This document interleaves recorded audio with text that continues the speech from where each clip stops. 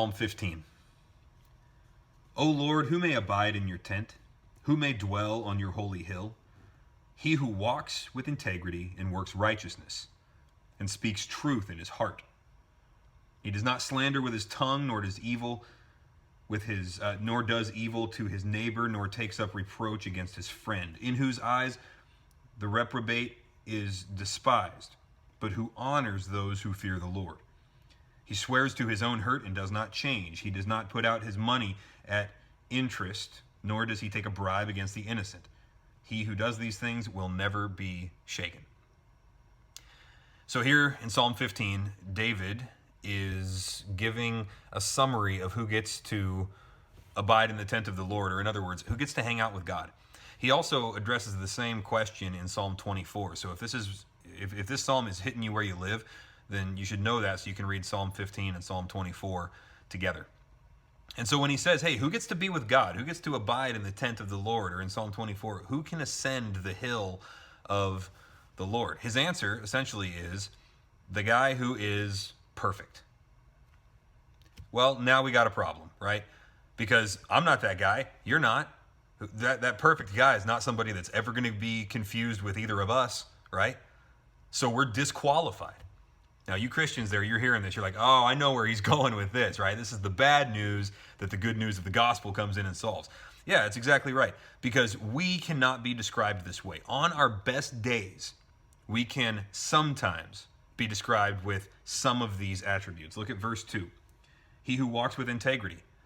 Have you ever lived with integrity? Sure you have. We've done things that have demonstrated integrity at times. We've also done things that haven't. And so our life is not one of total integrity. Our life is one of partial or momentary or sporadic integrity, hopefully increasing in measure over time. But you can't look at the track record of our life and say categorically, this person has walked in integrity. He who works righteousness. Have you ever done a righteous deed? Yeah, if you're a follower of Christ, if you have faith, a righteous deed done in faith is pleasing to the Lord. So if you're a disciple of Christ, you've done righteous deeds. I've done a couple just by sheer dumb luck, I'm sure, at times. But have we done entirely righteous deeds? No. Would that be an accurate description of our life? He is righteous. She is righteous. No. Again, sometimes, on our best days, maybe, but no. And so he just goes on with all of this stuff. Verse 4, he swears to his own hurt. So I make a commitment, and even when it costs me everything, I don't go back on my word. I don't change my commitment. I keep my vows, all of that. Have we done that? Have we kept our integrity when it costs us? Yeah, I think most of you probably have at times, and probably most of the time. Have we ever compromised our integrity before because the cost was too great, or we made the wrong decision in the pressure of the moment? Yeah, we've done that too. Right? So point for point, we could go down here and just say, I don't meet that qualification totally. I don't meet that qualification totally. And so the only person who is qualified to dwell with God is the person who's perfect. Now, that's bad news for us because that's not us. It turns out, though, that Jesus became a man and dwelled in an entire life up to adulthood and was perfect that whole time. So there has been one human being in all of history who was qualified to dwell with God, who was holy as he is holy. And it turns out he was God in the flesh. He was the God-man. So what happened there, and this is where the gospel comes into Psalm 15, where the good news comes in to answer all of this bad news. What happened was he lived in obedience, he lived in holiness and righteousness and integrity and all of these things here that are listed out here in Psalm 15.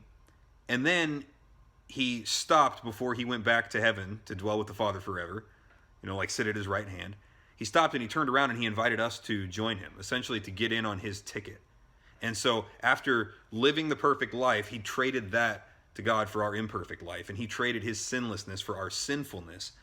And then he said, okay, now these people who are not qualified to be with the Lord are covered because I've paid all of their penalty and removed all of their imperfections, right? This is what we call the biblical doctrine of imputation. Let me define that for a second. Imputation means that Christ imputed his righteousness to us. That means that he transferred it over to our account. And then there's also the other direction that goes is true. So our sinfulness was imputed to him on the cross. So we call this, double imputation. But really, what this means is that we traded bank account balances. We traded righteousness resumes, essentially. So Christ was seen as a sinner on the cross. We are now seen as righteous. We are seen as the one who practices all of these things, even though we actually haven't. We've had the righteousness that would come from that imputed or transferred into our account. Not by any works of our own, but by the tender mercy of our God, as it says in Luke 1:78b. Okay? Now, it says at the very end of Psalm 15, he who does these things will never be shaken. Now, that's good news for us, because as Jesus says, not one will be snatched from my hand, not one will be snatched from the Father's hand.